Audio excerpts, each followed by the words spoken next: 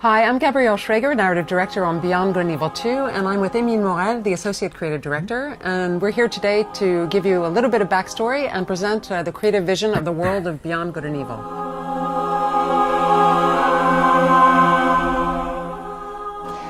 So we're making a space opera, which we'd love you to collaborate with on. It takes place in a distant galaxy, hundreds of light years away from Earth, and we're around the end of the 24th century.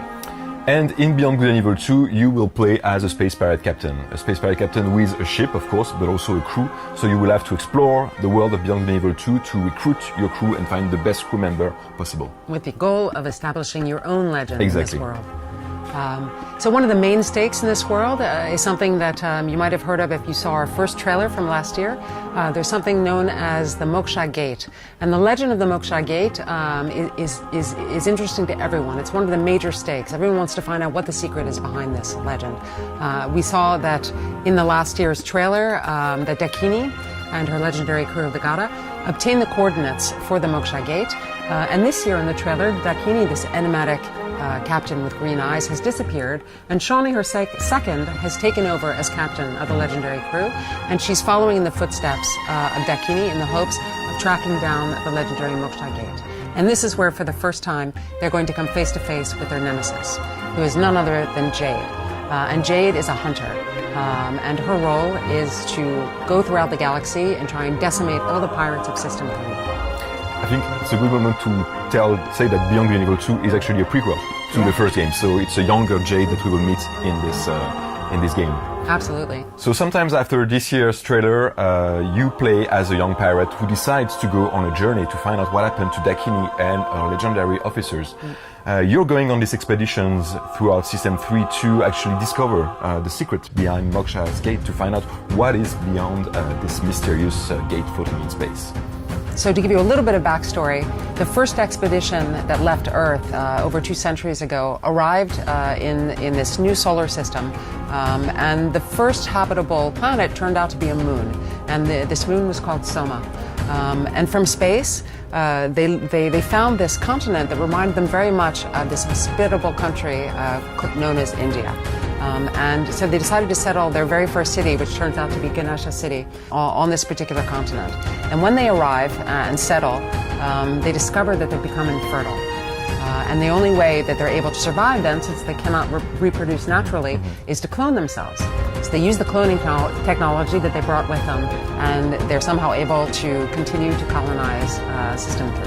Yeah, cloning was the only way actually to populate System 3 at that time. So what's important is that all the characters you will meet in Beyond Good and Evil 2 are actually clones. Clones coming from those original limited DNAs that they had on board this ship. What's really important is that the clones created in System 3 are being engineered, designed to have a specific job.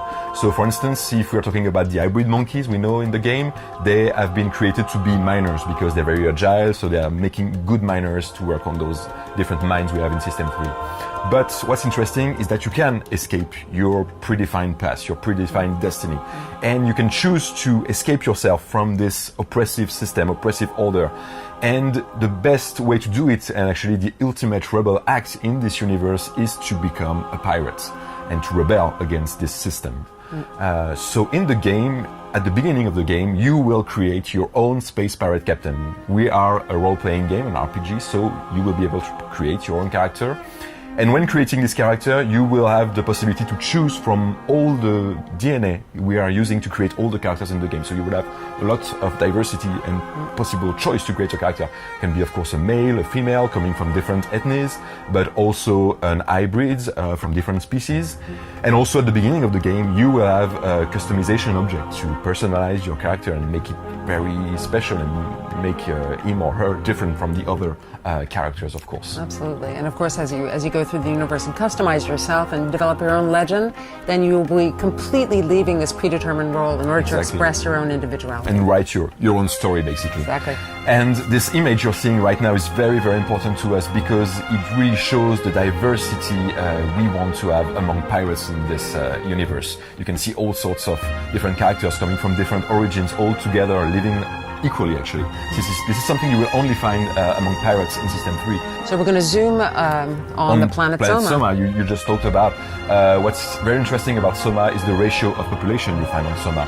You have 20% humans and 80% hybrids. This is the ratio of population you will have actually in all System 3. Because humans are actually using a lot of hybrids to make this whole thing work. They're using them as slaves. Hybrids are really the manpower of System 3. And as you can see on this image, Soma has a very specific ecosystem. You have one side of the planet always turned towards a gas giant, because Soma is actually a moon rotating around this gas giant. So this side of the planet is protected, and you find oceans, forests, mountains there like you could have on Earth. And this is where you find, of course, Ganesha City. And the other side of the planet, named Naraka, turns always towards space and is frequently bombarded with meteorite showers, creating giant craters on this side of the planet.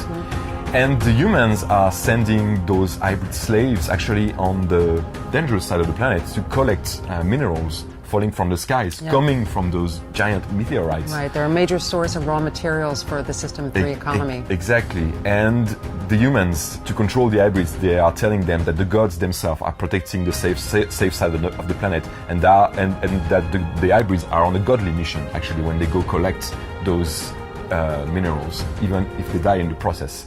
And the hybrids, they all hope to find a very specific and rare gem that could make them a chosen one. And if you're the chosen one, you can be free, you can escape your slave condition. So most of the hybrids are dreaming about that, but of course, very few of them find this very rare gem. So in the context of the demo that you guys may have seen from E3, it takes place in the sacred city of Ganesha. So again, Ganesha was the first settlement on Soma, and this religious city is completely dedicated to the elephant-headed hybrid known as Ganesh. And the city is very vertically structured. In the highest parts, you get temples and gardens, but it's also a city that attracts tons of tourists from all over the system.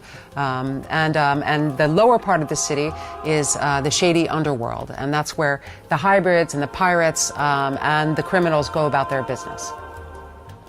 So this whole presentation, I guess, gives you a good idea of the world of Beyond Good and Evil 2 and all the stories we could tell actually in this world. And we would really like you to contribute to this universe and put your creations, your collaboration in this universe. Absolutely, and we hope to show them to you in the context of Ganesha City to begin with, and there'll be some inspirations that our own artists have created so that you can get some idea of how your own contributions will look and feel within the context of Ganesha City.